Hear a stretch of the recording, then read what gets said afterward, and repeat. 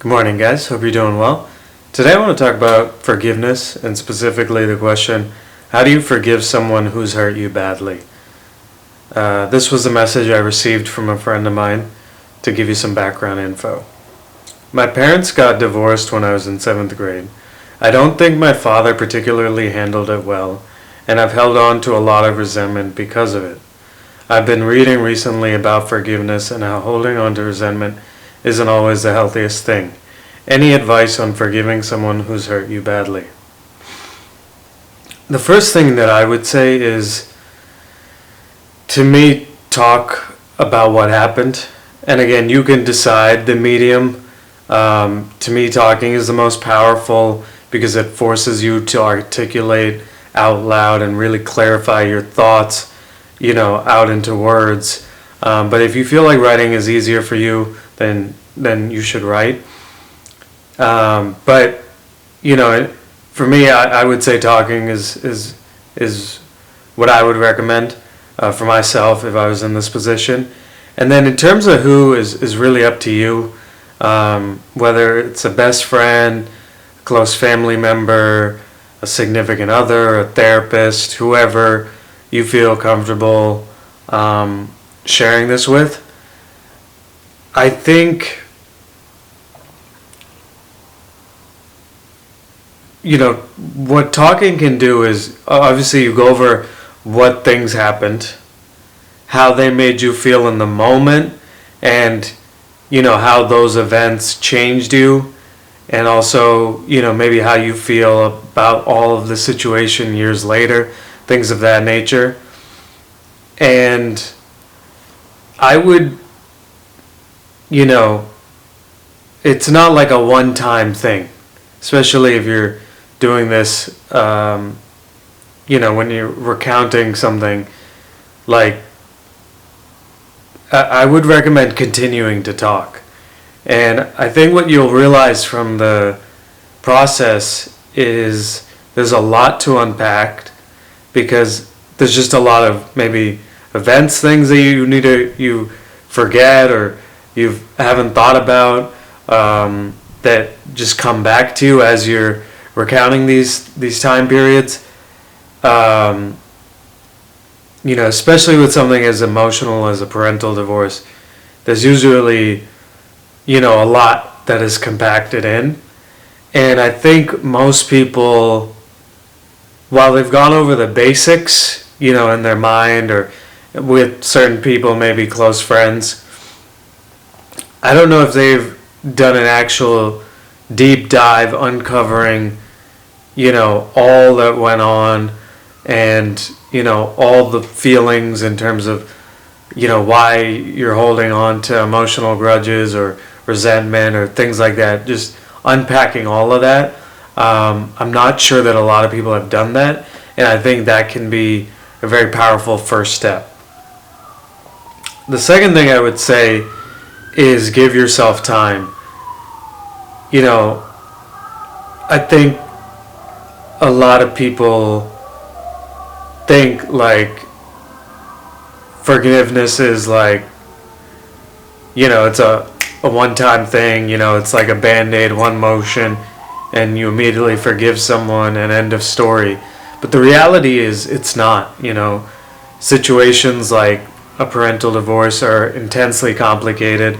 There's a lot of layers and nuances to the situations.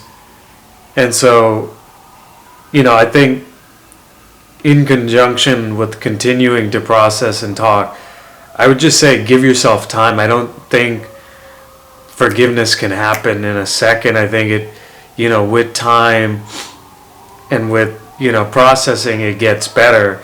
But it's not a,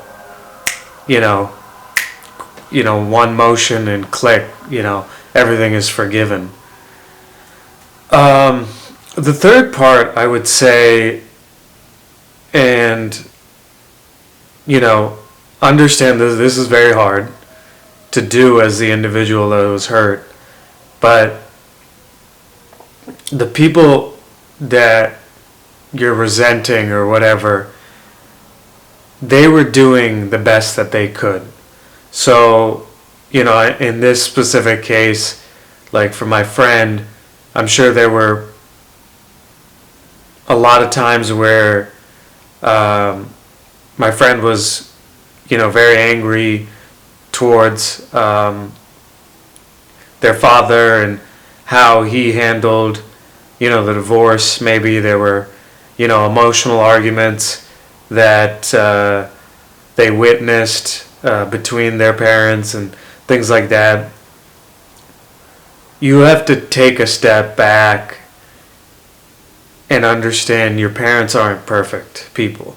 No one is perfect, but, and again, that's not to dismiss your feelings. Like, your feelings of anger or how you feel are completely valid. It's only to take a step back and realize, I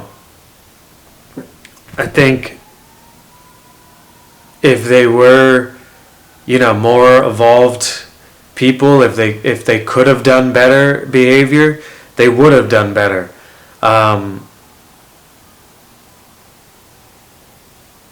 If they had better emotional intelligence, maybe they wouldn't have argued in front of you and your siblings. I think, especially with older family members and especially with parents, I think a lot of kids feel an expectation like parents should always, behave perfectly, towards them or things of that nature. If you step back, you realize how, how impossible of a task that is. And, I know as an 11-year-old person, kid, you're really pissed off about all the, emotional stuff that you went through. But as you grow older, you have to think about, like, if they're not, all together, put together, emotionally today, how do you expect them to have been put together, emotionally, whatever, 10, 12, 15 years ago? The final thing I would say is speak to the individual. Again, I'm referring specifically to this parental divorce case. Depending on what the individual has done to you and how they've hurt you, obviously you'll have to weigh if that's healthy, if that's productive. But, in this case, I know my friend, I know that they have a relationship with their father. And I think it would be very interesting, to let the individual that has hurt you know how you feel, why you might feel anger towards them, and maybe, see what their response is to that, and again,